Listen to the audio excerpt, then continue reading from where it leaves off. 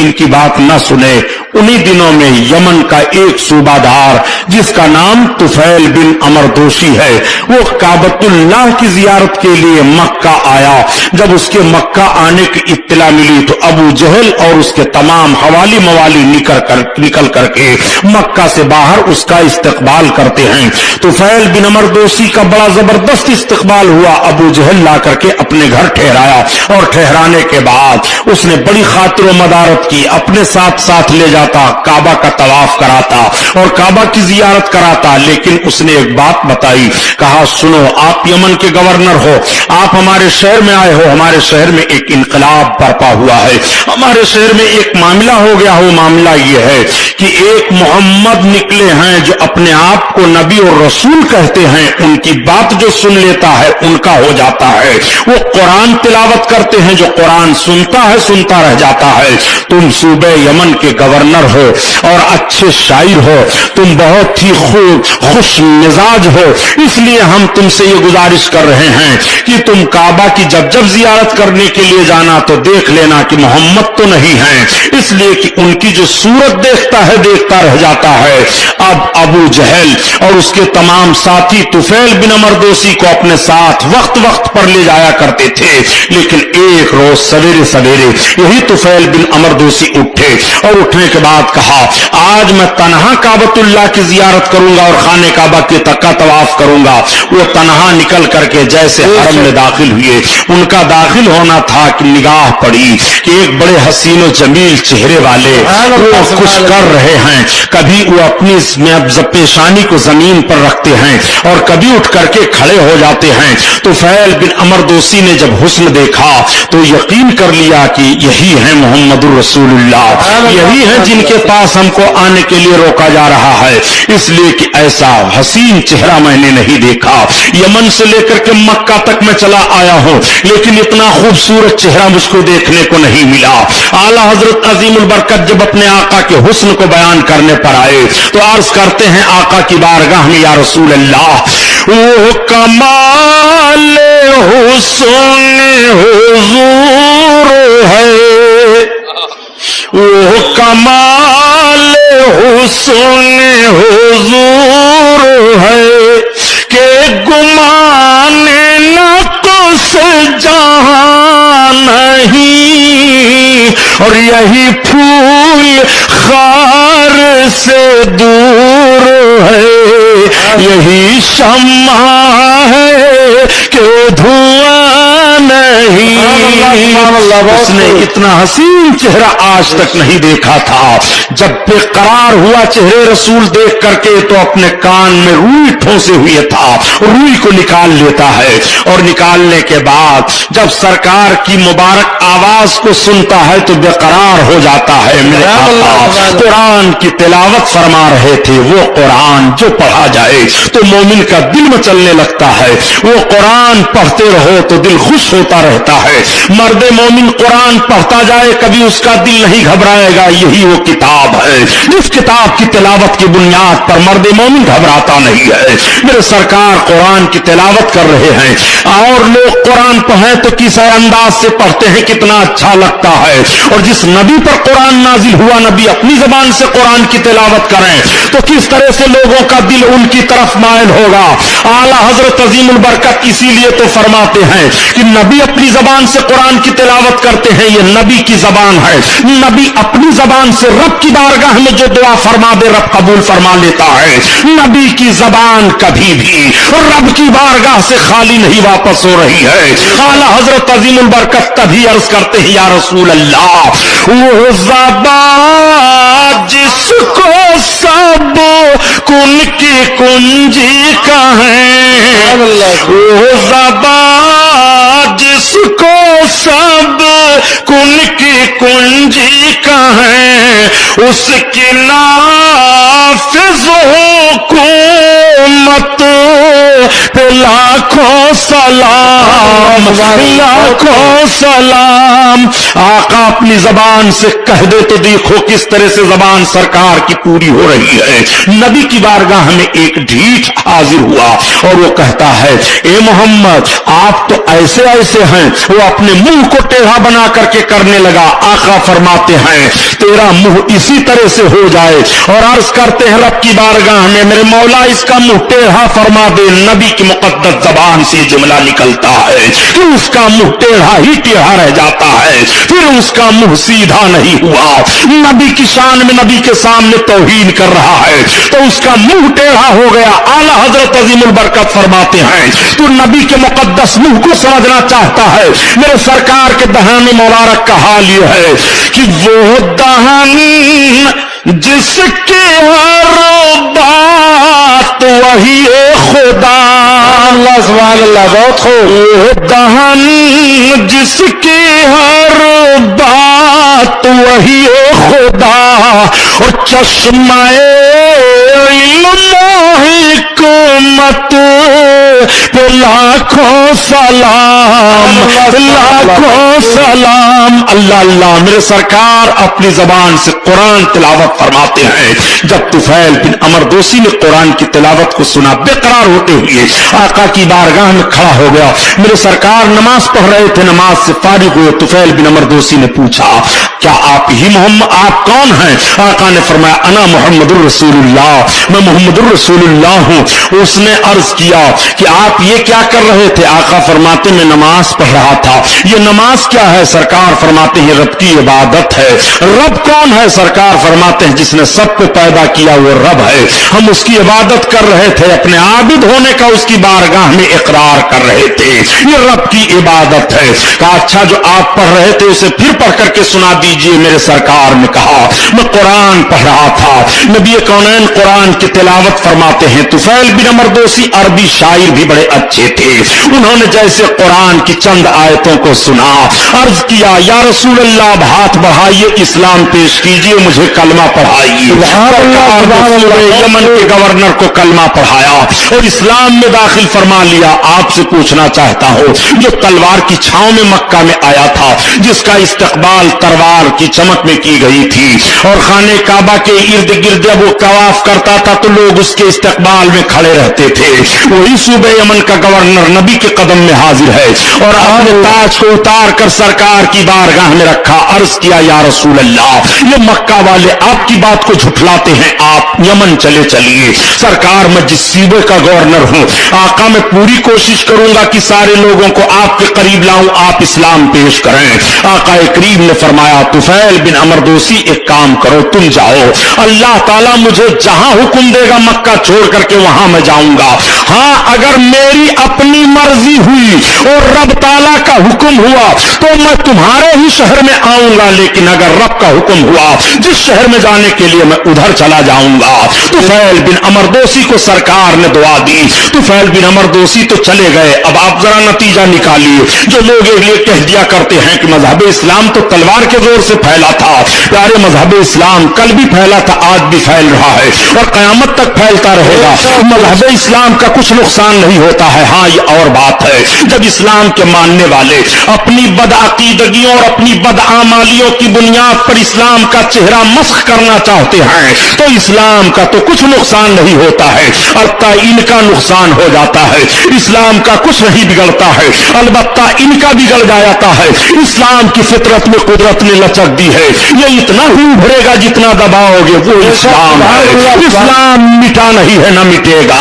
رب فرماتا ہے جال حق زہق الباطل ان الباطل کان زہوقا، حق کو مٹا باطل، باطل کو مٹنا ہی ہے۔ اب آپ ذرا غور فرمائیے پیارے، آئیے دیکھیے رب تعالیٰ نے قرآن نازل فرمایا محبوب پر، میرے سرکار کی مقدس سیرت دیکھتے چلیے۔ جب سرکار نے کلمہ کی اشاعت کی ہے تو مکہ کے لوگ دشمن ہو گئے، مدینہ طیبہ میں لوگ دشمن ہوئے، میرے سرکار جہاں جہاں جاتے تھے لوگ دشمن ہو گئے، مقام طائف میں سرکار کے دشمن ہو گئے، غزوہ خندق کے موقع پر سرکار کے دشمن ہیں، سرکار کے دشمنوں کی کمی نہیں ہے۔ میرے سرکار نے جب سے اعلان نبوت فرمایا، اعلان نبوت سے لے کر کے اور سرکار جب اس دنیا سے تشریف لے گئے اس وقت تک دشمنوں کی فہرست مرتب کرو تو بہت کافی تعداد دشمنوں کی پائی جا رہی ہے۔ میں آپ سے پوچھنا چاہتا ہوں میرے सरकार जब एलान नबूवत के बाद से अपनी जिंदगी दुनिया में गुजार रहे थे तो उस वक्त सरकार के दुश्मन थे, और क्या जब सरकार दुनिया से तशरीफ ले गए तो सरकार के दुश्मन नहीं हैं? कल भी सरकार के दुश्मन थे और आज भी सरकार के दुश्मन हैं। मैं आपको सिर्फ यह जहन देना चाहता हूं कुर्ला के मुसलमानों, आप अपने जहन को साफ कर लो। आज मसालहत के बड़े खूगर बने दिखाई दे रहे हो, आज मजहब इस्लाम पर न जाने कैसी फप्तियां कसते हो। सुन लो जो बात बताना चाहता हूं, नबी कौनैन सल्लल्लाहु अलैहि वसल्लम के दुश्मन दो तरह के हैं। एक तरह के दुश्मन तो वो हैं कि जो सरकार की तहरीक के मुखालिफ हैं, उनमें से हजरत उमर बिन खत्ताब हैं, हजरत अबू सुफियान हैं, और एक दुश्मन सरकार के वो हैं जैसे अबू जहल है, उतबा शैबा है, वलीद बिन मुगीरा हैं। इन लोगों का हाल ये था कि ये सरकार की तहरीक के भी दुश्मन हैं और सरकार की जान के भी दुश्मन हैं, और ये जमात सिर्फ सरकार की तहरीक की दुश्मनी कर रही है, वो समझ नहीं पा रहे हैं। तो जो जमात सरकार की तहरीक की दुश्मनी ना समझी की बुनियाद पर कर रही है, उन्हें बाद में रास्ता मिल जाता है, वो सिराते मुस्तकीम पर आ जाते हैं, वो राह रास्त पर आ गए। अबू सुफियान ने कलमा पढ़ लिया, उमर इब्न खत्ताब ने कलमा पढ़ लिया, ये लोग कलमा पढ़ करके इस्लाम के दायरे में आ जाते हैं। और जो लोग नबी की गुस्ताखी पर तुले हुए थे कि तहरीक की भी दुश्मनी कर रहे हैं, मिशन की भी दुश्मनी कर रहे हैं, और नबी के अजमत के दुश्मन होते हुए जान की भी दुश्मनी कर रहे हैं, तो वो लोग कभी भी उन्हें तौबा की तौफीक न मिली। अबू जहल मारा जाता है, उतबा शैबा मारे जाते हैं, वलीद बिन मुगीरा रुस्वा किया जाता है। ये वो दुश्मनों की जमात है। पता चला कि दुश्मनी दो तरह की होती है, अगर अजमत न जानते हुए दुश्मनी की जाए तो मुमकिन है मसालहत हो जाए, मगर अजमत जानते हुए जब दुश्मनी की जाती है तो वो दुश्मनी बढ़ती जाती है, दुश्मनी खत्म नहीं होती है। एक बात और बता, करीम सल्लल्लाहु अलैहि वसल्लम के दुश्मनों का हाल सिर्फ सरकार की मुकद्दस हयात जाहिरी ही तक नहीं था कि दुश्मन थे, बाद में नहीं है।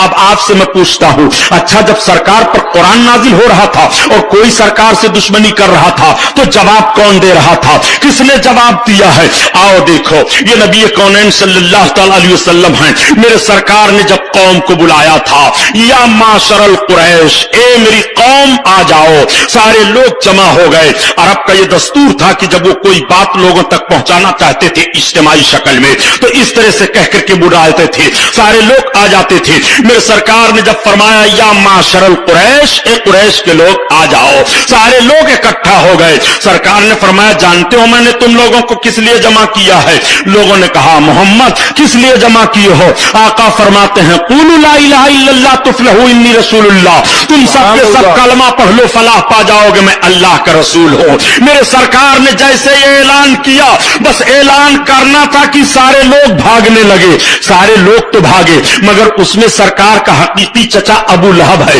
वो जब सरकार की बारगाह से भागा तो उसके भागने का अंदाज अजीब था।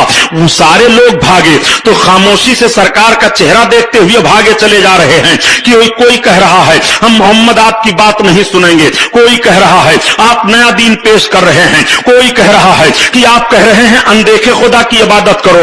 इस तरह का जुमला बोलते हुए लोग चले गए। लेकिन जब ये जाने लगा तो ये कहता क्या है, ए मोहम्मद क्या तुमने हमको इसीलिए जमा किया था तुम्हारे लिए हिलाकत हो? माज़अल्लाह, इतना जुमला अबू लहब ने कहा था सरकार के सामने, क्या हमको आपने इसीलिए जमा किया था तुम्हारे लिए हिलाकत हो? ये कह करके आ रहा है कि रब ताला ने हजरत जिब्रील को कुरान दे करके नाजिल कर दिया। जिब्रील महबूब की बारगाह में जाओ, ये मेरे महबूब की तौहीन करके जा रहा है, मेरे महबूब को तकलीफ दे करके जा रहा है। हजरत जिब्रील अलैहिस्सलातु तस्लीम पूरी सूरह तब्बत यदा लेकर के नाजिल हो गए। तब्बत यदा अबी लहब व तब्बा मा अगना अन्हु मालुहु व मा कसब सयस्ला नारन ज़ाता लहब व इम्रातुहु हम्मालतल हताब फी जीदिहा हब्लुम मिन मसाद। ये पूरी सूरह हजरत जिब्रील अलैहिस्सलाम सरकार पर लेकर के नाजिल हो गए। आप कुरान की तिलावत करते हो, जब कुरान पढ़ो 30वां पारा उठाओ, सूरह तब्बत यदा की तिलावत करो। तब्बत यदा अबी लहब, उर्दू अगर पढ़े हो तो कुरान में तर्जमा देख लो, आयत के नीचे लिखा हुआ है उसका तर्जमा तब्बत यदा अबी लहब।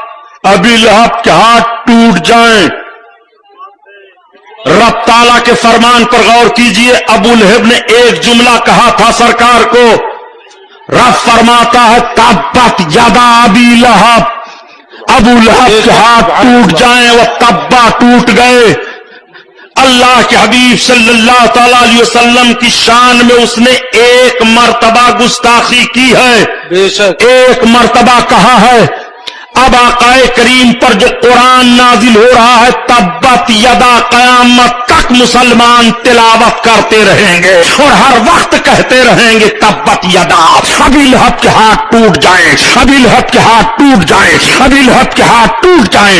आज जो लोग कहते हैं किसी को बुरा नहीं कहना चाहिए, मैं तुमसे पूछता हूं, ओ नज्द की बदमाश औलादो, इस तरह का ज़हन फिक्र रखने वालों, कुरान उठा करके तिलावत करो। एक मर्तबा उसने कहा था मोहम्मद तुम्हारे लिए हिलाकत हो, अब कयामत तक मोहम्मद के कलमा पढ़ने वालों को कहना पड़ेगा तब्बत यदा अबी लहब, तब्बत यदा अबी लहब, अबी लहब के हाथ टूट जाए, अबी लहब के हाथ टूट जाए। यहीं से पता चला अगर महबूब को कोई एक मर्तबा कुछ कहेगा गुस्ताखी करते हुए, तो अब उसको कयामत तक नहीं छोड़ा जाएगा, हरदम कहा जाएगा, हरदम कहा जाएगा। अल्लाह सुभान अल्लाह, क्या बात है, बहुत खूब, अल्लाहु अकबर, या रसूल अल्लाह। सुलह पसंद, जिंदा सुलह पसंद लोगों से मैं पूछना चाहता हूं, सुभानी साहब किसी को बुरा नहीं कहना चाहिए, इनके बाप की जन्नत है, कब्र में इनके बाप काम आएंगे।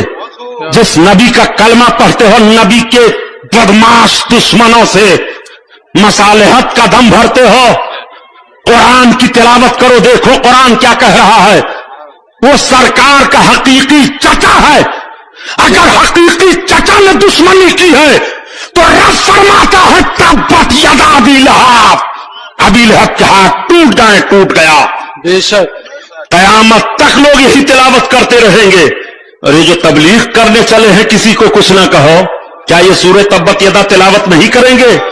ये उसको पढ़ेंगे नहीं? मस्जिद में तिलावत कर रहे हैं अबू लहब के हाथ टूट जाएं, अबू लहब के हाथ टूट जाएं, अबू लहब के हाथ टूट जाएं।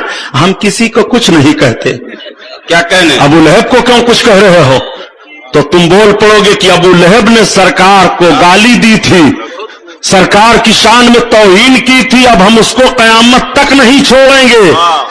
अब एक बात और बताऊं प्यारे, ये चले हैं नबी को देखने के लिए, क्या कहने? मेरे सरकार पर जब ये सूरत नाजिल हुई और सरकार ने पढ़ करके सुनाया, तो अबू लहब तो सुना, वो तो सोचा जो सोचा, उसकी बीवी थी उम्मे जमील।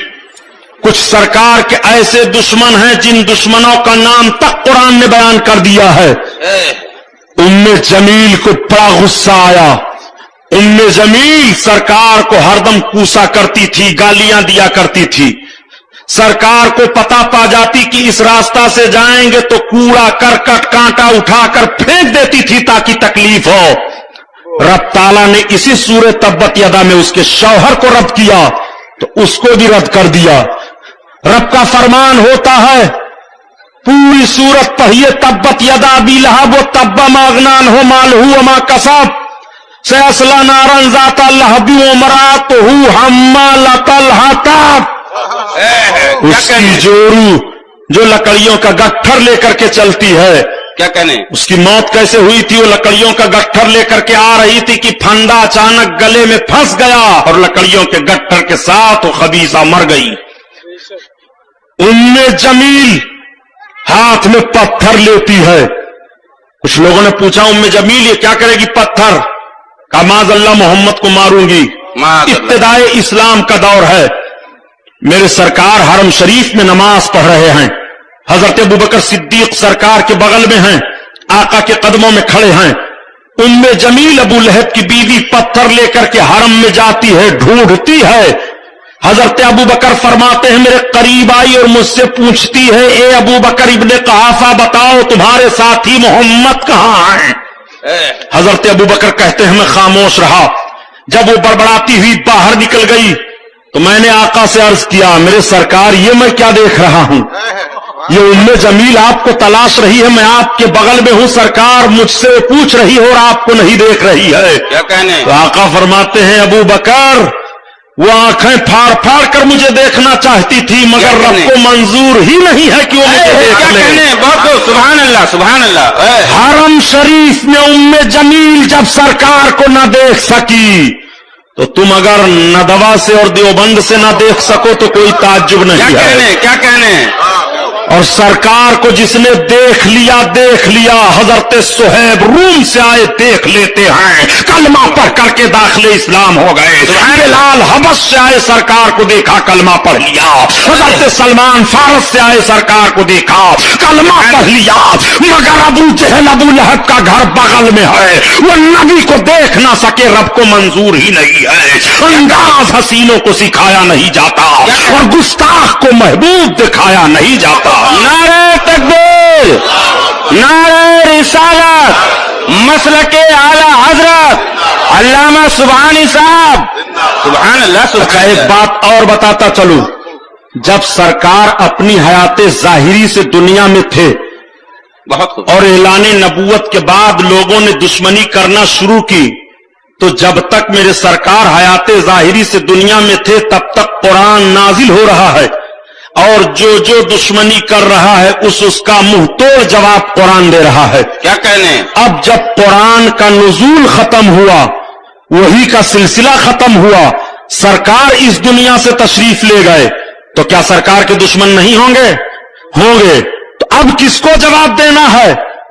कुरान जवाब देता रहा जब तक नाजिल होता रहा, कुरान की जिम्मेदारी थी, कुरान जवाब देता रहा। और अब जब कुरान के नुज़ूल का सिलसिला बंद हुआ, महबूब की शान में गुस्ताखी हो रही है, तो तालिए कुरान को जवाब देना पड़ेगा, कुरान के मानने वाले को जवाब देना पड़ेगा। यही वजह है कि जब मेरे सरकार के शान में वही का सिलसिला खत्म हुआ और सरकार इस दुनिया से तशरीफ ले गए, गुस्ताखी की गई, तो अबू बकर सिद्दीक ने जवाब दिया। क्या कहने। हजरत उमर फारूक आजम के दौर में गुस्ताखी की गई तो हजरत उमर इब्ने खत्ताब ने जवाब दिया है। हजरत उस्मान गनी के दौर में तौहीन की गई तो हजरत उस्मान गनी ने जवाब दिया है। हजरत अली के दौर में तौहीन की गई तो हजरत अली ने जवाब दिया है। हजरत इमाम हसन के दौर में तौहीन की गई तो उन्होंने जवाब दिया है। हजरत अमीर माविया के दौर में तौहीन की गई तो उन्होंने जवाब दिया है। हजरत इमाम हुसैन के दौर में तौहीन की गई तो उन्होंने जवाब दिया है। खुलफाए बनो अबू उमय्या के दौर में तौहीन की गई तो उन्होंने जवाब दिया है। खुलफाए बनो अब्बास के दौर में तौहीन की गई तो उन्होंने जवाब दिया है। और कहा आप हिंदुस्तान की सरजमीन पर चले आइए, तमाम सल्तनतें बनती रही और आती रही जाती रही, हिंदुस्तान की सरजमीन पर भी जितने इस्लामी सल्तनत में हुक्मरां आए, तौहीन अगर सरकार की हो रही है तो सबके सब जवाब देते रहे। मैं आपसे पूछना चाहता हूं, हर दौर में नबी के दुश्मनों को जवाब दिया गया है अगर उन्होंने तौहीन की है। जिसकी जिंदा मिसाल देखना हो तो हजरत उमर इब्ने खत्ताब रज़ी अल्लाह ताला अन्हु को देखो। क्या कहने, वाह वाह वाह वाह, क्या कहने, बहुत। कलमा पढ़ रहे हो, कलमा ये आपकी सेठाई आपको जन्नत में नहीं ले जाएगी। बहुत। मुझे कोई परवाह नहीं है कि गुलाम मुहिद्दीन सुबहानी को जलसा में नहीं बुलाओगे। वो गुलाम मुहिद्दीन सुबहानी हूं कि एक अब्र का टुकड़ा कहां कहां बरसे, सारा जहां तो प्यासा दिखाई देता है। मुझको रब पर भरोसा है, सब पर भरोसा नहीं है, इसलिए दुश्मन दीन के साथ कभी भी मसालिहत नहीं की जा सकती है। इमाम हुसैन ने करबला की सरजमीन पर अगर बदअमलों से सुलह नहीं की है तो तुम कैसे हुसैनी हो जो बदअकीदों से सुलह कर रहे हो? नारे तकबीर, नारे रिसालत, मसलके आला हजरत अल्लामा सुबहानी साहब, सुभान अल्लाह, सुभान अल्लाह। आओ बता दूं ताकि ईमान आपका ताजा हो जाए। वाह वाह वाह। दौलत की बुनियाद पर, लेनदान की बुनियाद पर, मामलात की बुनियाद पर अपने ईमान का सौदा कर रहे हो, यूं ही ईमान महफूज नहीं रहेगा। या दुनिया ले लो या ईमान ले लो। यही तो यजीदियों का और इमाम हुसैन का इख्तिलाफ था। वो दुनिया का भूत इन पर ऐसा सवार था कि नवासे रसूल का एहतराम न सोच सके, दुनिया खरीद लिया, दीन बर्बाद कर दिया। आज अजमत रसूल नहीं समझ पा रहे हो और अजमत रसूल का सौदा दुनियादारों से करके भूखमरी के शिकार हो जा रहे हो। क्या सुनो, आका करीम सल्लल्लाहु ताला अलैहि वसल्लम की बारगाह में एक यहूदी, एक बज़ाहिर कलमा पढ़ने वाला दोनों पहुंच गए। झगड़ा हो गया था खेत में पानी ले जाने के ताल्लुक से। सरकार ने सुना दोनों की बातों को, फैसला फरमा दिया यहूदी के हक में, इसलिए कि हक उसी का होता था। तो ये शुरू से मजहब इस्लाम का कानून है कि अगर हक और कानून की बात आए, इंसाफ का मामला, तो जात पात नहीं देखा जाएगा। और आज हिंदुस्तान में कैसे लोग हैं, अगर जात पात का मामला ही भारत की सरजमीन पर देखा गया था, तो जब हम 988 बरस तक हिंदुस्तान पर शहनशाहियत कायम करके हुक्मरान थे और हमारी तलवारें गंगो जमन के किनारे से लेकर के तिब्बत की वादी तक चमकी थी, तो तुम सुरमा बनाने के लिए भी न बचते। ये हमारी रवादारी है, ये हमारा कारनामा है, ये हमारे मजहब इस्लाम का दस्तूर और कानून है कि इंसाफ सबको देखा दिया जाएगा। इंसाफ में जात पात नहीं देखा जाता है। ये तुम हो कि इंसाफ हमारे हाथ में है, मस्जिद हमारी शहीद कर रहे हो, इंसाफ हमारे हाथ में है, कुरान पर हमारे हमला कर रहे हो, इंसाफ हमारे साथ है, हुकूक की पामाली हमारे कर रहे हो। प्यारे, अगर हमने ये सोचा होता तो बताओ तुम्हारा हाल क्या होता। मेरे सरकार ने फौरन जहन दे दिया था, नहीं, इस्लाम का कानून ये रहेगा कयामत तक कि इंसाफ में जात पात नहीं देखा जाएगा, जिसका हक होता है उसके लिए इंसाफ किया जाएगा। वाह वाह, क्या कहने, बहुत खूब, सुभान अल्लाह। इस मस्जिद का क्या नाम है हजरत? सुन्नी रजवी हरी मस्जिद। ये सुन्नी रजवी हरी मस्जिद है जी। इसके अरकान, इसके ताउन के लिए रुमाल लेकर आपके पास जाएंगे, या टोकन शायद है। ये जीनतुल्लाह सेठ हैं, बहुत परेशान हैं बेचारे। हमसे कई बार वो कह चुके कि सुहानी साहब मस्जिद के लिए आप कुछ कह दें, तो मस्जिद के लिए मैं यही अर्ज करूंगा कि ये मस्जिद है, मस्जिद तामीर करो, आप जिल्लत और रुसवाई से बचोगे इंशाअल्लाह। आपकी रोजी बढ़ेगी, जन्नत में आपका महल बनेगा। ये टोकन घुमाएंगे इनकी जमात, आप टोकन मस्जिद के लिए ले लीजिएगा। दुरूद शरीफ पढ़िए, फिर बात आगे बढ़े। सय्यदना मौलाना मुहम्मद मादनिल जूद वल करम व अला आलिहि व बारिक वसल्लम सलातो व सलाम अलैका या रसूलल्लाह। घबराइए नहीं, मैं आज ऐसी बात आपके सामने रखूंगा कि आप तकरीर सुनकर नहीं, तकरीर पढ़ करके जाइए। सुभान अल्लाह, सुभान अल्लाह, क्या कहने, बहुत खूब साहब। और हवाला गलत हो तो नोट कर लो, जो चोर की सजा वो हमारी। सुनो जो बात बताने जा रहा हूं। हजरत उमर फारूक आजम रदी अल्लाह ताला अन्हों के पास ये दोनों पहुंच गए।